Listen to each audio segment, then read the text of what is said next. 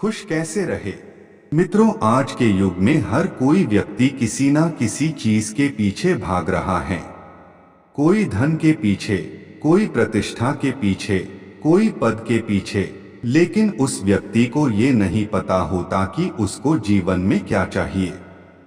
क्या वो व्यक्ति इन सब चीजों से सुख सुविधाएं और खुशी प्राप्त कर सकता है? ये सब हमारा भ्रम है। वो व्यक्ति ये सब मिलने के बाद कुछ समय तक खुश हो सकता है, परंतु ऐसी खुशी भी किस काम की जो कुछ समय के लिए हो। अगर हमें जीवन में कुछ ऐसा मिल जाए जो कभी हमसे दूर ना हो और ना ही कभी खत्म हो, तो ही हम पूर्ण रूप से खुश रह पाएंगे। आज की वीडियो में एक कहानी के माध्यम से यही जानने का प्रयास करेंगे कि हमें खुशी कैसे प्राप्त हो। वीडियो को अंत तक जरूर देखें। नमस्कार दोस्तों, आपका स्वागत है हमारे YouTube channel try to serious पर। एक व्यक्ति अपने जीवन में आने वाले दुखों से काफी दुखी था और वो अपने जीवन में खुशियां लाना चाहता था। खुशी को ढूंढने के लिए उस व्यक्ति ने काफी गुरुओं और संतों से मुलाकात भी की, परंतु उस व्यक्ति को खुशी नहीं मिल रही थी। एक दिन वो व्यक्ति अपने घर के बाहर बैठकर अपने आप को कोस रहा था। कह रहा था कि मेरा जीवन नरक से भी बदतर है। मैं धरती पर बोझ हूं, मैं मर क्यों नहीं जाता। उस व्यक्ति की ये सब बातें उनके घर के सामने खड़े एक संत ने सुन ली। संत ने उसको कहा कि मुझे लगता है तुम कुछ ढूंढ रहे हो। व्यक्ति ने कहा, मैं खुशी ढूंढ रहा हूं, क्या आप मुझे खुशी दे सकते हैं? वो संत कहते हैं, हाँ, मैं तुम्हें खुशी दे सकता हूं, परंतु उसके लिए तुम्हें मेरे साथ मेरे आश्रम पर चलना होगा और जो मैं कहूं वो करना होगा। मैं तुम्हें खुशी दे दूंगा। ये सब सुनकर व्यक्ति ने एकदम से हाँ बोल दिया और संत के साथ उसके आश्रम में चला गया। सुबह से शाम हो गई, लेकिन उस संत ने व्यक्ति को कुछ नहीं कहा। व्यक्ति ने सोचा कि हो सकता ये संत मुझे रात में कोई ऐसा मंत्र दे जिससे मेरे जीवन में खुशियां आ जाएं। रात भी निकल गई, लेकिन संत ने उस व्यक्ति को कुछ नहीं कहा। ये सब 3 दिन तक चलता रहा। उसके बाद व्यक्ति के सब्र का बांध टूट गया और उसने संत से कहा कि आप तो कह रहे थे मुझे खुशी दे देंगे, लेकिन आप तो मुझसे बात तक नहीं कर रहे हो। व्यक्ति ने कहा कि आप मुझे कोई ऐसा मंत्र या उपाय बताएं जिससे मेरे जीवन में खुशियां आ सके। मैं ज्यादा समय तक आपके साथ नहीं रह सकता। ये सब सुनकर संत ने कहा, क्या तुम खुशी से अब तक नहीं मिले हो? यहाँ तो कण कण में खुशियां ही खुशियां हैं।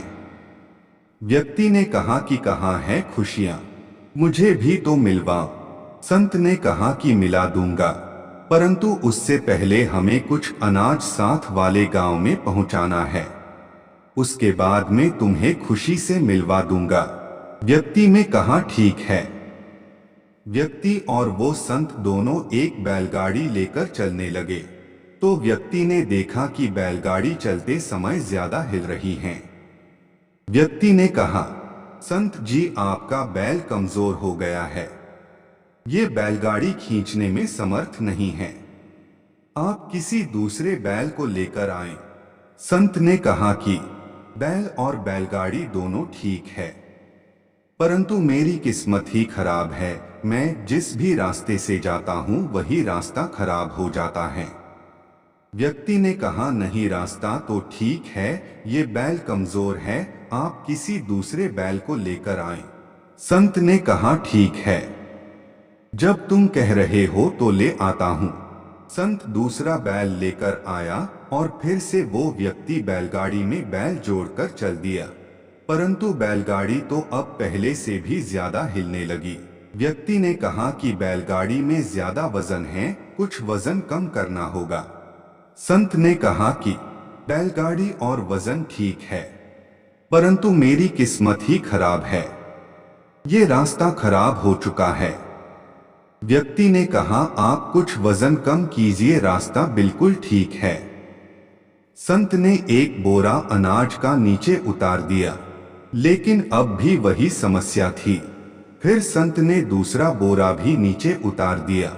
ऐसा करते करते सभी अनाज के बोरे गाड़ी से नीचे उतार दिए, परंतु समस्या तो वैसे की वैसी थी।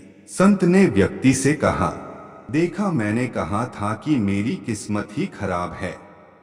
जब उस व्यक्ति ने बैलगाड़ी को ध्यान से देखा तो उसको पता चला कि बैलगाड़ी के पहियों में कुछ खराबी है, जिसके कारण बैलगाड़ी ज्यादा हिल रही है। उस व्यक्ति ने इन पहियों को ठीक किया, सभी अनाज के बोरे गाड़ी में रख दिए और जब बैलगाड़ी चलाई तो अब बैलगाड़ी सही से चल रही थी। वो व्यक्ति संत से कहता है कि देखा, खराबी आपकी बैलगाड़ी में थी और आप रास्ते और अपनी किस्मत को दोष दे रहे थे। वो संत उस व्यक्ति से कहता है कि मैं तुमको कब से यही तो समझाने का प्रयत्न कर रहा हूं, खुशी तो तुम्हारे पास ही है, परंतु तुम्हारे अंदर ही कोई खराबी है। व्यक्ति ने कहा, मैं समझा नहीं, आप मुझे अच्छे से समझाएं। संत ने कहा कि ये बैलगाड़ी तुम्हारा दिमाग है, ये बैल तुम्हारा मन है, ये पहिए तुम्हारा शरीर है। इनमें से अगर कुछ भी खराब हुआ तो तुम्हें खुशी नहीं मिलेगी। ये सब ठीक होने चाहिए, तभी तुम खुश रह सकते हो।